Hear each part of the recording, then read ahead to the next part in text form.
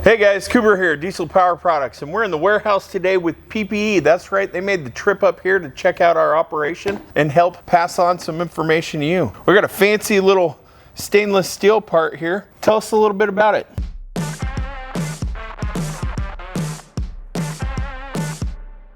Yeah, definitely. So this is going to be an OE replacement. We have these available for all you LB7 all the way up to LMM guys. Great thing about this is a 304 stainless piece, so you don't have to worry about rusting or pitting or anything like that. Your OEM ones, they will start to rust on the insides here just over time. You know, if you're running water through the system instead of cooling, you're running too much water, you'll start seeing pitting. It's a great replacement for all you guys. It's quick and easy. And then we also have, you know, all your other needs for the coolant system available through PPE if you're interested. Sweet. If you have any questions about this part or you think it's going to work for your truck, check the link in the description or visit the website at dieselpowerproducts.com.